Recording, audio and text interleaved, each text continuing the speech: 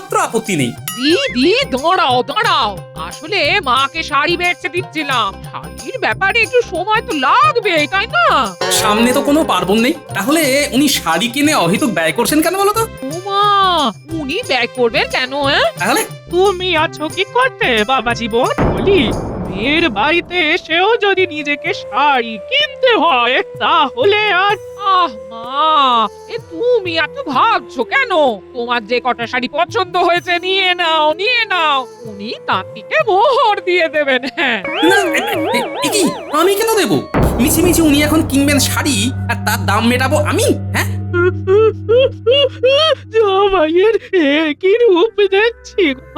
আমি কি না তার মাতৃসম, আর আমার প্রতি এমন অবিচার? তুমি আমার মাকে এভাবে কাঁদালে। যাও যাও, শিগগিরই মায়ের কাছে ক্ষমা চাও। হ্যাঁ, কি মা, হ্যাঁ তুমি সকাল সকাল কাঁদছো কেন? জামাই অপমান করেছে। চল চল বাবা চল, আমরা এখান থেকে চলে যাই। ছি ছি ছি ছি ছি ছি ছি ছি, আমার মায়ের 2-3খানা শাড়ির দাম দিতে হতো বলে তুমি এমন করলে? মা যে এখন বাড়ি থেকে চলে যেতে চাইছে। আচ্ছা বাড়িতে তোমরা সবাই মিলে কি নাটক শুরু করলে বলো তো? ও এই ব্যাপার, শাশুড়ি মাকে 2-3খানা শাড়ি আর ছোট ভাইয়ের সুমান শালককে সাহেবের মতো প্যান্টুলুন কিনে দিতে হবে বলে জামাই বাবুর এত রাগ। বাবা কি কিপটে রে বাবা। কি সাহেবদের মতো সাহেবদের প্যান্টুলুন? হ্যাঁ? হ্যাঁ তো খুব ইচ্ছে ছিল, বহুদিনের ইচ্ছে, কিন্তু অনেক দাম বলে না ওই বানাতে দিতে পারছিলাম না। তবে এখানে এসে ভাবলাম বানিয়েই নি, জামাই বাবু দাম মিটিয়ে দেবে। কি জামাই বাবু? কি সর্বনাশ! না আমি দেবো শাড়ির দাম, না দেবো আমি প্যান্টালুনের দাম। তোমরা যা খুশি করো। হ্যাঁ। মা, আমার প্যান্টুলুন মা। তুমি আমার মা ভাইকে এভাবে কাঁদালে। যাও, আজ তোমার খাওয়া বন্ধ। হ্যাঁ, অনেক হয়েছে, থাক, দরকার নেই আর খেয়ে, আমি চললাম।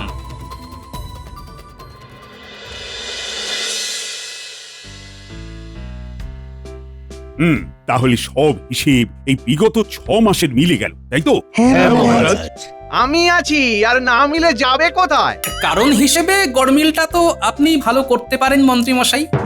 কি হচ্ছেটা কি? আবার তোমরা এসব বাঁকা বাঁকা কথা বলা শুরু করলে। আজ সকলের অনেক পরিশ্রম গেল। চল আজকের মতো আমি সভার ইতি ঘোষণা করছি। সভার এখন ইতি হবে না, কারণ দেখুন প্রহরী আসছে, হাতে ধরা আছে তার পত্রখানা। বাবা, এখন আবার কার পত্র? খন বলছে এ পত্র নবাবেরই হবে। নবাব বাহাদুর তার দূতের মাধ্যমে একখানি পত্র পাঠিয়েছেন। হ্যাঁ, দাও দাও দাও। গোপাল, পত্রটা পড়ো তো দেখি। মহারাজ, নবাবের পত্র তো, জানি না কি আছে ভিতরে, তাই চলুন এই পত্রটা ছাদে গিয়ে পড়ি। বাইরে বেশ হাওয়াও দিচ্ছে, আর পত্রের ভেতরে কিছু মারপ্যাচ থাকলে হাওয়ায় মাথা খুলবে ভালো মহারাজ। তবে তাই হোক, তাই হোক। তাই হোক। মহারাজ, এই পত্রে নবাব জানিয়েছেন যে তিনি এবার থেকে তার জন্মদিন প্রতি বছরে তার সাম্রাজ্যের অধীন কোনো না কোনো রাজ্যে পালন করবেন। তাই বুঝে গেছি, তাই এবারে তিনি জন্মদিন পালনের স্থান হিসেবে এই কৃষ্ণনগরকে বেছে নিয়েছেন, তাই তো? শুধু তাই নয়, তিনি বলেছেন তার জন্মদিনে রাজ্যের সব অধিবাসীকে যদি হাজির করতে পারেন তাহলে উনি আপনার 3 বছরের খাজনাও মুকুব করে দেবেন। ব্যাপারটা তো মন্দ নয়, বেশ ভালোই হবে। ভাবতে পারছেন মহারাজ, আগামী 3 বছর যদি আপনাকে খাজনা না দিতে হয় তাহলে আপনি কতটা ধনী হয়ে যাবেন? হ্যাঁ, আর আমি যত ধনী হব তার সাথে সাথে পরোক্ষভাবে তোমারও তো মোহরের সংখ্যা বাড়বে মন্ত্রী। মহারাজ এমন বলবেন না। মহারাজ, কথাটা শুনে যত সহজ বলে মনে হচ্ছে, আদৌ ব্যাপারটা কিন্তু অত সহজ নয়। সেই দিন কোনো কারণে মোট রাজ্যবাসীর ভেতরে একজনও কেউ অনুপস্থিত থাকলে এই সুযোগ হাতছাড়া তো হবেই, উপরন্তু আপনার তহবিল থেকেই প্রচুর ব্যয় হবে কোনো রকম লাভ ছাড়াই। আগামীকাল আগে তাহলে যে ঠেড়া পেটায় তাকে খবর দিই, বলি যে খবরটা চারিদিকে রাষ্ট্র করে দিতে। তারপরে কিভাবে কি হবে তা নিয়ে তোমাদের সাথে আলোচনায় বসি।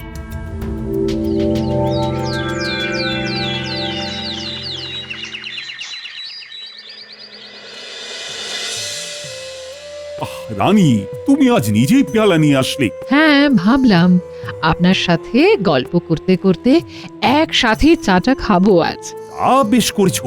জানো তো, ওই নবাবের ব্যাপারটা নিয়ে না বেশ চিন্তায় রয়েছি। এটার জন্য বেশি ভাববেন না মহারাজ, আমি তো আছি। আমি নিজের হাতে ওনার জন্য আর গোটা রাজ্যবাসীর জন্য পায়েস রাঁধবো। তুমি ভেবেছো রানী এই এত লোকের জন্য পায়েস রাঁধবে? মহারাজ, আপনি যখন এতজন লোকের ভালো মন্দ নিয়ে ভীষণ ভাবে চিন্তা করেন, তখন আমি কি কিছু বলি? আপনাকে বারণ করি? না, কিন্তু আর কোনো কিন্তু নয়, কথা তো হয়েই গেল। এবারে বাকি ব্যবস্থা আপনি করে ফেলুন মহারাজ। মহারাজ, কি ব্যাপার, গিয়েছিলে ঢেড়াবাদকের বাড়ি? আগে হ্যাঁ মহারাজ, সেইখান থেকেই আসছি আর কি। বলো, কি বললে সে? কিছুই বলতে পারেনি, কারণ তার ভীষণ জ্বর আর সর্দি কাশি, গলা দিয়ে কোনো রকম আওয়াজই বেরোচ্ছে না। কি সর্বনাশ! তাহলে আমি এখন দিকে দিকে কি করে খবরটা ছড়িয়ে দেব রানী? মহারাজ, এতটা উতলা হবেন না। প্রহরী, তুমি এখন এসো। উত্তলা না হয়ে কি পারি বলো? শুনুন মহারাজ, আমার মাথায় একটা বুদ্ধি এসেছে। কি বুদ্ধি রানী, বলো তো একটু শুনি। আপনি বরং আপনার সভাসদদের ভেতরে 4 জনকে বার্তাবাহক হিসেবে কাজে লাগান মহারাজ। তারাই রাজ্যের চারদিকে খবরটা ছড়িয়ে দিক।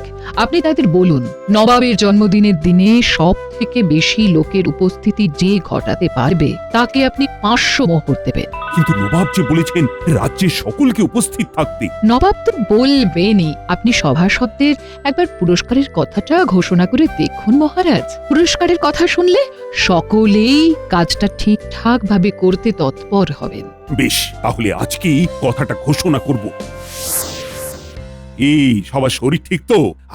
আসলে কালকে তো খুব পরিশ্রম গেছে সবার, তাই আমি ইচ্ছে করি আজকে দুপুরবেলা সভা বসানোর সিদ্ধান্ত নিয়েছি। মহারাজ, বলছি কি, আজকে ঢেড়াবাদক ঢেড়া পিটিয়ে খবরটা কি রটিয়েছে?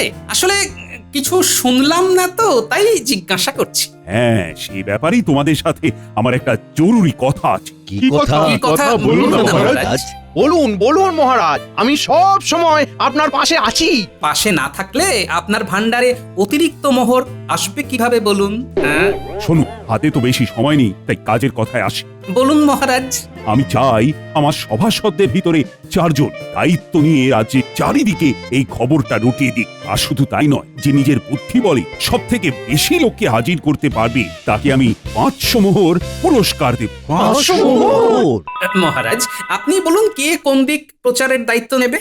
উত্তর দিকে প্রচার করবে গোপাল, দক্ষিণ দিকে মন্ত্রী, পূর্ব দিকে প্রচার করবে সেনাপতি এবং পশ্চিম দিকে প্রচার করবে সভাকবি। মহারাজ, আপনি কোনো চিন্তা করবেন না, আমি দক্ষিণ দিকের সব লোককে উপস্থিত করে তাক লাগিয়ে দেবো একদম। আমিও করব সব রকমের চেষ্টা যাতে হাজির থাকে পশ্চিম দিকের একদম কোণাতে বাস করা শেষ বাড়ির লোকটা। হ্যাঁ। আমিও করব যথাসাধ্য চেষ্টা। এখন দেখা যাক। মহারাজ, দেখি কি হয়, তবে চেষ্টার কোনো ত্রুটি রাখবো না। দেখো সবাই কতদূর কি করতে পারো, তোমরাই আমার আশা ভরসা সব।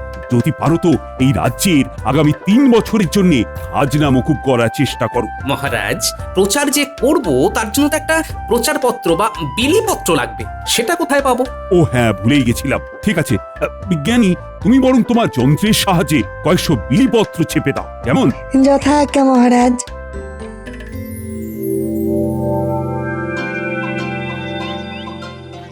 কালকে ভোরবেলায় উঠেই বেরোতে হবে, না হলে আবার দেরি হয়ে যাবে। গোপাল দাদা, ও গোপাল দাদা, একটু শুনে যাও। আজকে মিষ্টি নেবো না রে ভোলা। মিষ্টি দিতে হবে না গো, কিন্তু তোমার শ্যালকের মিষ্টি খাবার দামটা তো দিয়ে যাও। কি, আমার নাম করে সে মিষ্টি খেয়ে গেছে? হ্যাঁ, দাও দাও দাও, 6 মোহর দাও দেখি। আজ আমার একদিন কি ওর একদিন, মজা দেখাচ্ছি ওর। হ্যাঁ বাবা, যতদিন থাকবো তোমার হাড় মাস সব একেবারে কালি করে ছেড়ে দেবো গোপাল ভাঁড়। চাপড়াবে এখন শুধু কপাল। হ্যাঁ।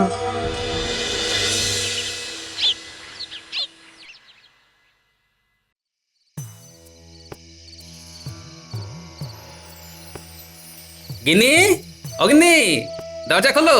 গিন্নি, আসছি। হ্যাঁ, কি গো, এতক্ষণ কোথায় ছিলে? আরে শাড়ি জামা কাপড়ের হিসেব করছিলাম। হ্যাঁ, কি সেই শাড়ি জামা কাপড় কিনেই ছাড়লেন উনি? এই দেখো দোহাই তোমার, আর এই নিয়ে ঝগড়া অশান্তি করো না। হ্যাঁ, আজ আছে কাল নেই, এসেছেন যখন শাড়ি কিনতে শখ হয়েছে, একটু কিনে দাও না। শুধু কি এই, তুমি জানো তোমার ভাই আমার নামে ধার করে ভোলার দোকান থেকে মিষ্টি কিনে খেয়েছে? আহা, কচি ভাই আমার, মিষ্টি খেতে ইচ্ছে হয়েছে, খেয়েছে, তাকে আর এই নিয়ে বকাবকি করো না তুমি। হ্যাঁ, এই করে আমার যে গেটের কি হাল হচ্ছে তা তুমি জানো না গিন্নি? দেখো বাবা জীবন, আমাকে আর আমার ছোট ছেলেটাকে জামা কাপড় কিনে দিচ্ছ বলে আমার মেয়েটাকে গাল মন্দ করো না। কথাতেই তো আছে, তুমি যত দেবে তার দ্বিগুণ ফেরত পাবে। হ্যাঁ, হ্যাঁ, এত কৃপণ হবে না জামাই বাবু। তুমি আবার মুখ খুলছো? হ্যাঁ, আজ তোমার একদিন কি আমার একদিন। এই না না, একদম রাগারাগি করবে না। যাও জামা কাপড় ছেড়ে এসো, খেতে দেব, যাও। হ্যাঁ, দাও গো গিন্নি, খেতে দাও, কাল আবার অনেক সকালে বেরোতে হবে। কেন, কালকে কি আছে? ও, তোমায় তো তালে বলে বলাই হয়নি। নবাব এবারে আমাদের কৃষ্ণনগর রাজ্যে ওনার জন্মদিন পালন করবেন, তাই তিনি চান ওই দিন যাতে সকল রাজ্যবাসী উপস্থিত থাকে। বাবা বাবা, বলি সকল রাজ্যবাসী উপস্থিত থাকলে উনি কি কিছু পুরস্কার দেবেন নাকি? হ্যাঁ, বলেছেন আমাদের মহারাজ যদি ওই দিন সকল রাজ্যবাসীকে উপস্থিত করাতে পারেন তাহলে আগামী 3 বছর আর আমাদের রাজ্যকে খাজনা দিতে হবে না। কিন্তু একই দিনে সবাইকে হাজির করা তো খুব কঠিন। মহারাজ কি করবেন তাহলে? আমরা আছি কি করতে গিন্নি, মহারাজ আমাকে, মন্ত্রীমশাইকে আর ওদিকে সেনাপতি এবং সভাকবিকে রাজ্যের চারদিকে নিজ বুদ্ধির সাহায্যে সব লোকজনকে ওই দিন হাজির হওয়ার জন্য রাজি করানোর দায়ভার দিয়েছেন। ও বাবা, তাহলে তো ভীষণ গুরু দায়িত্ব তোমাদের ওপরে। মহারাজ বলেছেন যে এই কাজে সফল হবে, অর্থাৎ 4 জনের ভিতরে যে সব থেকে বেশি লোককে উপস্থিত করতে পারবে তাকে 500 মোহর দেবেন। পুরস্কার হিসেবে? হ্যাঁ, শুনুন জামাই বাবু, শুনুন, যদি মানে আমি আপনাকে এই কাজে সাহায্য করি আর তার ফলে আপনি 500 মোহর জেতেন, তাহলে তার অর্ধেক মোহর আমাকে দেবেন তো? দুঃখে করো রঘুবীর, তোমায় আর সাহায্য করতে হবে না। এমনিতেই এই কদিনে আবার গেট যা খসিয়েছো তার কি বলবো। ভালো, মানে কাজের কথা বলতে গেলাম তা না 4টে বাজে কথা শুনিয়ে দিল। কি করব বলো, উপায় তো নেই। আপনার মতো লোক যাতে আমার শত্রু কপালেও না জোটে, সত্যি বলছি। বেছে বেছে জামাই এনেছি বটে, মেয়েটা যে কি করে ঘর করে। উফ,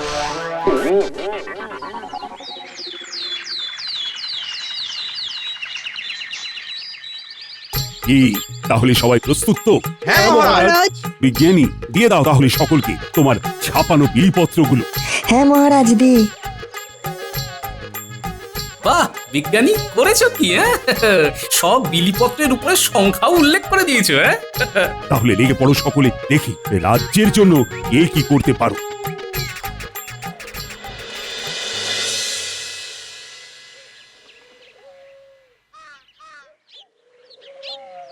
ও গোপাল দাদা, আমায় ডেকেছো কেন? হ্যাঁ, তুমি এসে গেছো? বাহ বাহ বাহ। শোনো শোনো, তোমাকে আরেকটা বিশেষ কাজে ডেকেছি, বুঝলে? মানে তোমাকে আমায় একটা কাজে সাহায্য করতে হবে। বলো গোপাল দাদা, কি কাজে সাহায্য করব? নবাব তো এই রাজ্যে তার জন্মদিন এবারে পালন করবেন, তা নিশ্চয়ই শুনেছো। হ্যাঁ শুনেছি, নবাব তো এটাও বলেছেন তিনি তার জন্মদিনে এবার গোটা রাজ্যবাসীর উপস্থিতি দেখতে চান। হ্যাঁ, তাই আমরা আজ থেকে প্রচারে বেরিয়েছি। তা আমায় কি করতে হবে একটু বলো শুনি। আমি যখন প্রচারে যাব, মানে এখন আমার সাথে তুমিও যাবে, আর তারপরে কি করবে সেটা আমি তোমায় বলে দিচ্ছি।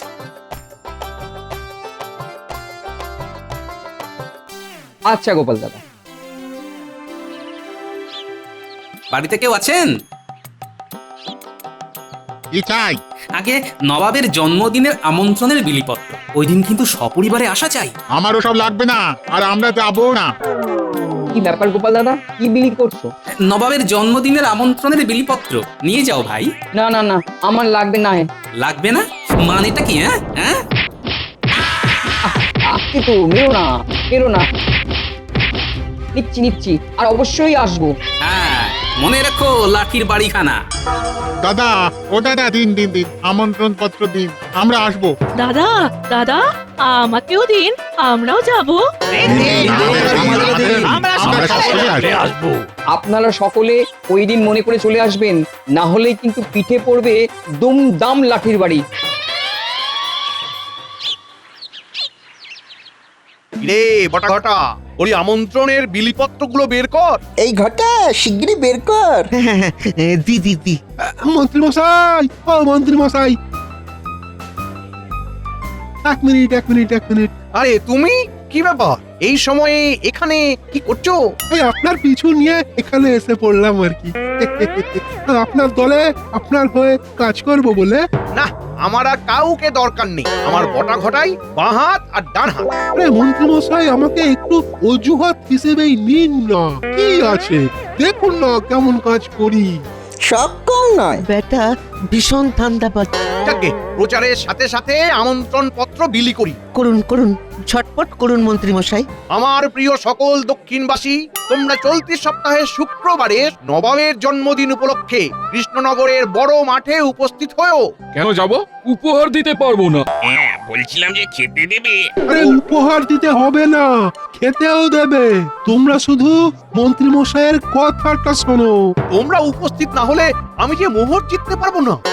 উনি মোহর জিতবেন বলে আমাদের যেতে বলছেন? খেয়ে দিয়ে আর কাজ নেই, যত সব। তোমরা তাহলে সকলে এসো, আমরা দক্ষিণের আর বাকি বাসিন্দাদের কাছে চললাম।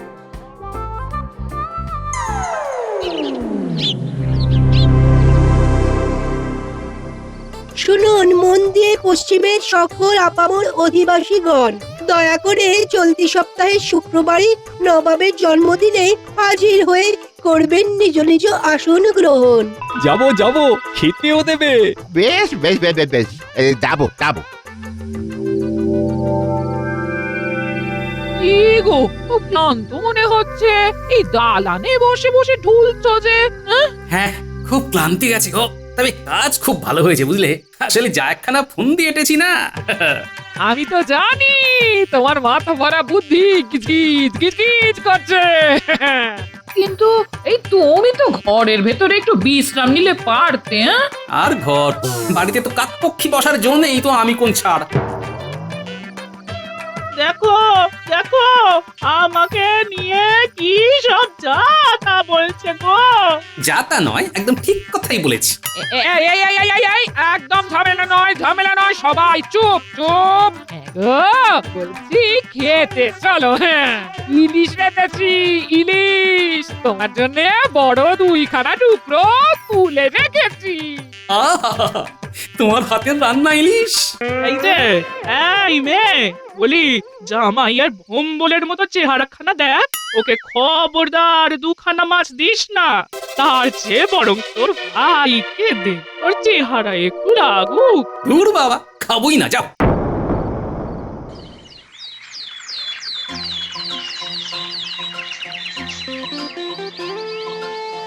বাবা, উত্তরের তো আসন পূর্ণ দেখছি, সবাই এসেছে।